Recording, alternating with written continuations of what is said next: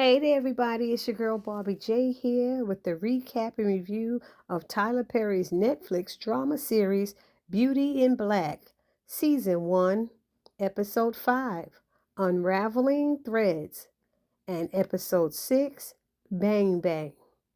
And now the synopsis for both of them are for Episode 5 is lies and deceit began to unfold as the Ballery family come closer to discovering the unwavering truth. Delinda and Body plan their next attack against Kimmy. After Angel's world gets rocked, Kimmy reconsiders his idea. Jules pulls the family strings. Faced with a difficult choice, Norman's suspicions grow. And the synopsis for episode 6 is Mallory battles with protesters supporting the class action lawsuit. Angel and Kimmy enforce a plan to start a new life. Roy's ego reaches new heights as Mallory hunts for his other woman. Kimmy and Angel look for a way out. Norman's grief takes a bloody turn. Woo, and it sure did, y'all. Now, before we get started, if you're new here or if you're returning here and have not subscribed to this channel as of yet, please take a moment right now and hit that subscribe button. Then hit the notification bell and select all. It'll let you know every time I upload any new content to this channel. Then I ask that you hit that like button, which is the thumbs up button. Write a comment and join the conversation, and then share the video because sharing is caring, and it will help this sister's channel grow. Thank you very much. So this episode begins with Body and Delinda snatching up Kimmy by her hotel room, saying that Jules was looking for her. They throw her in a car and get her dressed up to meet Roy. When she enters his hotel room, he asks her if she called his wife, and she played dumb. You know how Kimmy does, but she act like she's dumb anyway. Then when she couldn't get him up, he said she's too dumb to call his wife because she's a hoe and doesn't have an education. Yet he has an education, but all he does is drugs and lay around all daggone day. So what does that make him? I would have to say an educated fool or an educated junkie. Anywho, next we see Jules. He goes to see Norman in the hospital, and he tells him that there was a triple homicide at the tow yard where Ina's body was found, and that he's trying to get all of the camera footage. Norman tells Jules that the doctors will be taking Ina out of the coma and that the swelling on her brain has gone down. And he said then she'll be able to tell everything that happened and he'll know who did this to her. So Jules acts like that is great news, but what he does is he calls Mallory and gives her this information. And she asks him what's the plan. And he tells her that he's going to go see her father-in-law. And then she asks about Roy's whereabouts, and Jules lies once again and says he don't know. Now, when I say once again, it's because he lied to Norman, telling him he was trying to find out who ran over his wife with the car, when he already knows who did it. So now we see Angel. He's finishing up with Horace, and he offered his phone number to him. But Horace wants to deal only with Kimmy. He said it's best that way. So Angel assumes Kimmy is his pimp until Horace tells him that he isn't paying Kimmy anything. So Horace leaves the room and he sees Kimmy outside, and he asks her if she's okay. She just says she's tired and she walks away from him and goes into the room. So now once again, Angel's complaining about something because he's always complaining, and he's saying his baby mama keeps calling him. So he calls her back, telling her he's on his way, and she thinks he's cheating with Kimmy. And then she's right outside, and he could hear her outside the window, and she starts busting up his car with a bat. And he runs out there, what are you doing? What are you doing? She's like, you cheating with that hoe? La, la, la. She going off. And her two brothers are there, so Angel can't really do nothing but stand there and watch. And she said he better not ever come back to her house. And if he does, her two brothers is going to kick his behind. And he said, well, Angel Jr. is my son too. She said, I don't care. So when he goes back into the room, he's complaining again, saying that watch he stole was worth $1 million. Why does he have all that money? Why can't we ever get a break? And Kimmy's sitting on the bed crying. Tears are rolling down her eyes and she's quiet. And then he was like, we need to hit him. We need to get him good. And then Kimmy decides, yeah, let's do it. He said, you're in? She said, yeah, I'm in. Let's do it. Next, we see Jules arriving at Horace's house, and he's pissed because Jules got him out of bed when he said he could have called him on their secure phone line. Jules tells him what's going on and lies to Horace, saying that his son Roy is the one who ran over Ina. But initially, we know it was Mallory first, even though Roy did run over her because neither one of them was paying attention while they were driving, and said he would love to leave Roy in a jail of rot. But he said he doesn't want to give his brother that satisfaction because he hates his kids, he hates his brother, he hates his ex-wife. I'm like, who do you like, Horace? Really, who do you like? So Horace asked Jules, what's the chance of Ina remembering anything? And he said, well, you don't want to take that chance. Like, really? So Horace said he has a friend at the hospital who owes him a favor, and he'll take care of the Ina issue. So now we back at the hospital, and a nurse comes into Ina's room, checking on her and chatting nicely with Norman. And she's saying, I could tell how much you love her and all this stuff. And while she's talking, she's putting some drug into Ina's IV. And then she let him know that if he's uncomfortable in the chair, just ring the bell and they could get him a bed to bring in there. And so he thanked her, and then she left. But I'll be honest, something about her seemed very suspicious to me. So now we see Jules pulling up to a diner, and we see Delinda and Buddy in there. So Buddy goes out there to see what he wants, and he wanted to know where was Kimmy and how come she wasn't answering the phone. And she said she was just doing that to piss her off. And so Jules is telling Buddy, maybe you're not the person for the job. You need to get her ass in line and all of this stuff. And she was like, oh, Daddy, I'm sorry. Yeah, please don't do that. And she said, I'll make it up to you. And so she tried to go and give him head. And he was like, what you doing? He said, open your mouth. And he said, you think I don't see how many men been all up in there? He said, don't insult me. Get out of my car. So she goes back into the diner pissed, tells Delinda what happened, and then's trying to think of a way to get revenge on Kimmy so that she can't get her spot. Now we over at the hospital, and we see Norman going out to the nurse's desk asking for that bed. And they're like, what bed? And he tries to explain about the other nurse who came in there and describe her, but they said they were the only ones out there the entire night. And he's getting suspicious now. So they said, we could bring you a bed. He said, no, you know what? Never mind.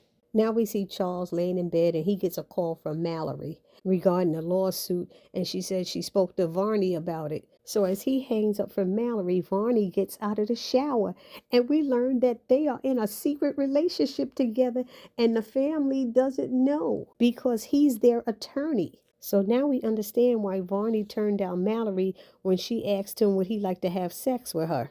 So now it's first thing in the morning, and we get to see how evil Mallory really is. I mean, she has a very nasty attitude, and she is rude, mean, and a plain old biatch. Before she could get to work, she done threatened her husband, saying she better not end up on a blog from him cheating on her. She told Julian she don't want her to ride in the car with her because she stinks and smells like effing Jim Crow. Then she yelled at Calvin and said, close the door, MFer. And then inside the car, she told him to drive and shut up. So now we got Julian. She don't have a way to get to work. She goes back into the house, and she tries to make a move on Roy to get even with Calvin. But Roy doesn't want to touch her because he thinks Mallory is testing him, since Julian works as Mallory's assistant slash gopher. So now back at the hospital, we see the doctor. She comes into Ina's room and gives Norman the bad news about Ina, stating that she has no brain activity and the machines are the only thing that's keeping her alive. And Norman's like, you said she was getting better last night. And she says, sorry, sir, we did all that we can do. Your family has been very good to this hospital, and we are so sorry. So Norman is freaking out right now. He is losing it, and he's very upset. So she leaves out, and he calls Jules and says he needs to move his wife from this hospital. And Jules was like, why? And he said, I know my brother got to her. And so Jules was getting on his nerve, and he hung up on Jules and called Horace saying, you did this to her. And then he added, MFer, I will kill both of your sons. And Horace told him, don't call here announcing what you're going to do. Do it. Now get off my effing phone. And that's how the episode ended. So y'all let me know what y'all thought about this episode down in the comment section. And I will see you all in the next video. So now episode 6 starts off with Calvin driving up to the office with Mallory in the back, and there's protesters out front. So he takes her around back through the garage, And who's in the garage but Jules and Julian? I don't know how Julian got there before they got there. It makes no sense since Mallory kicked out of the car and told her to find another way to get there. So anyway, Jules has Calvin get out and he gets in the back seat and he talks to Mallory and he updates her on what's going on with Ina, and he suggests that she goes and talks to her uncle. She really doesn't want to, but she does go there and talk to him because for some reason Uncle Norman trusts Mallory, and Mallory's the one who ran over his wife. But Mallory's big concern is the protesters out there, and she wants to know who's behind it. And he lets her know it's Lena, the attorney. And she said, well, can't we have her killed or can't we do this? And he's like, Dag, what is wrong with you? Then she has some choice words about Roy and Charles. And Jules is like, damn.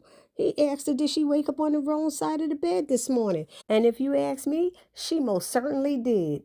So now over at the hotel where Kimmy lives, we see she's staring out the window, smoking a cigarette, while Angel's in bed. And he hears his baby mama screaming. He's like, it's too early for that. And Kimmy says, she just set your car on fire. And he runs out there and his car's in flames. So he found a water hose and put the fire out. Then went inside, upset, saying that was all his clothes in there and everything. And he's complaining. And then he's like, we need to go and get this money from this guy. We got to get out of here. We're going to get Rain better and then we could all go. And that's when she started crying and said, Rain died. And he's like, what? She said, Rain died. So now he's realizing why she's sad, and he went over there to her. And all she kept saying is, I told her not to do it. And then Angel shared that they tried to get him to do it, to put it in his penis, which sounds horrible to me. So anyway, he's talking about he could go to DR, they could get away. And she's like, they took our passports and any kind of ID we have. There's no way we could go anywhere without them finding us. So Angel thinks they could have a better life if they rob Horace. But she's trying to tell him Horace lives on a private road. There's only 5 houses. They got all kind of guard dogs and all of that stuff. And he's like, I could get him to take me over there. She said, he ain't going to take you over there. She said, and if you think he can, you know more than me. So now over at the hospital, Norman is talking to this doctor named John, who is telling Norman that he doesn't think it's a good idea to move Ina. He really thinks it's dangerous, it's difficult. And he's like, you owe me. Come on, you could do this. You owe me. He's like, okay, fine. He said that we got to take her in an ambulance over to whatever hospital. He's like, that's a shithole. He said, that's the only place we could take her. It's the closest place. Meanwhile, the female doctor, who was Ina's main doctor, is the one who came over and said, you can't do this. I need to check her vitals before you leave. He's like, she's leaving. She's like, I highly suggest you shouldn't do it. She was very upset that Norman was going to do this, and Norman didn't care nothing what she was saying. He was moving his wife. And she was trying to find out who this guy John was. Is he even a doctor? And John wasn't saying nothing. And Norman told her to leave. So as she walked away, Mallory came. And she's like, Uncle, I know you're mad at the family. He said, oh, I'm not mad at you. She the one that hit your damn wife, and she don't like you nor your wife. Just to let you know that, Norman. So this Mallory, she's an evil little witch.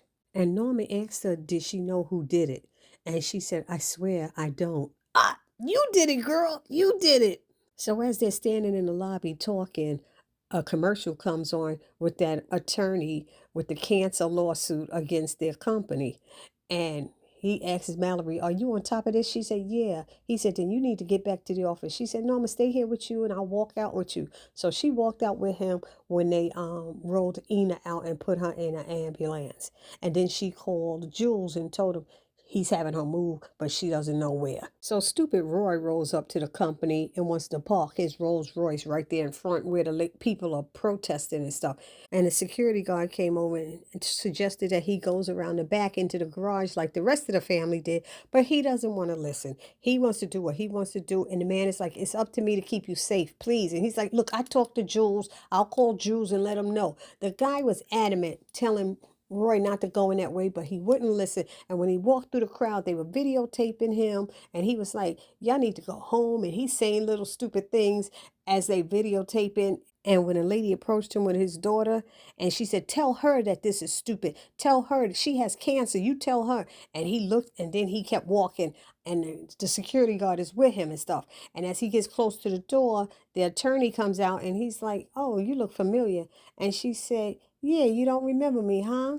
And he's like, no, remind me. And she hands him the envelope and said, you've been served. But she told him she was representing all these cancer patients and she's going to bring this company down to their knees. And he's like, oh, this is just a shakedown. You're not going to do that, blah, blah, blah, blah. And she's telling him how he was in college, always drugged out, all for daddy's money, and how he was chasing after her all the time, even though he was with Mallory back then. And he didn't believe her at all. And she told him, you need to meet up with me so we could talk. He said, your father won't talk, your wife won't talk, but I know you talk because I know you the brains behind the business. Even though the perception is that she's doing all the work, I know you're doing all the work.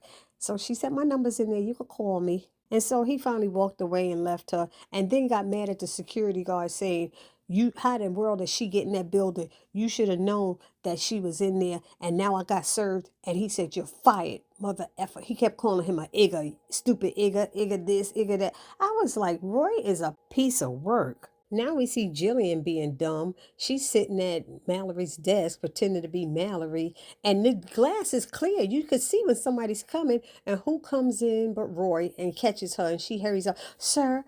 And then he's like, where's my wife? And she finally tells that she went to the hospital. He wants to know why, all these questions. And then she told him why she did what she did earlier, because she decided she wants to give him anything he wants. And he said he don't trust it and he don't trust her. So he said no. And he walked away and left her there. And she up there batting her eyelashes and licking her lips and everything. I was like, Jillian gonna find herself unemployed, because we did learn that both her and Calvin were put in these positions by Jules. They must have gotten caught up in some mess as well, like Kimmy, Angel, and Rain did.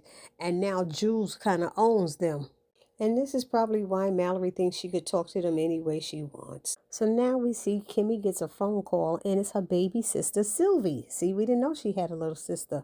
And so we also learned that Sylvie is 16 and that Kimmy has been sending her money, but their mother's boyfriend has been taking the money.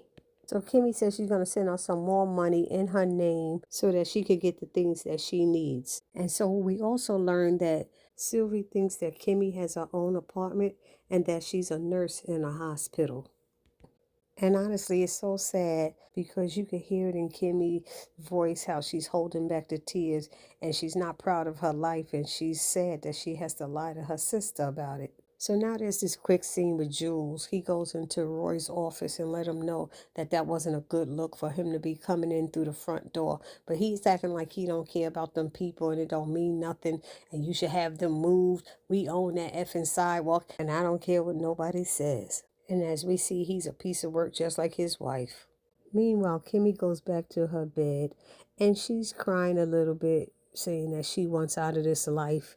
And she feels what Angel is proposing for them to do won't work.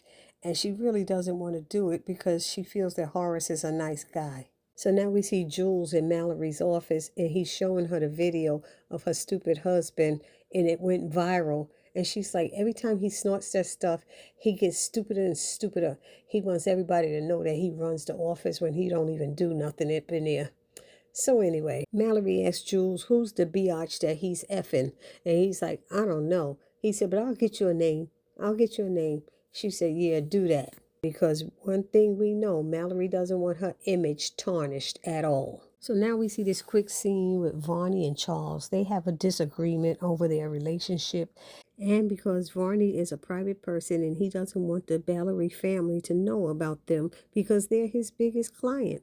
So Varney leaves out saying he's way done with Charles, and Charles acts like he doesn't care and told Varney he'll be back for this ass. And as you see, Charles is a piece of work as well. And then the episode ends with the ambulance with Ina in it and Norman and the doctor and the nurse.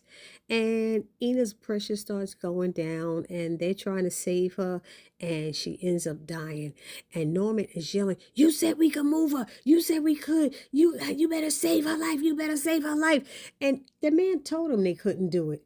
But Norman kept saying, you owe me, you owe me, you owe me. So he tried to do what Norman wanted.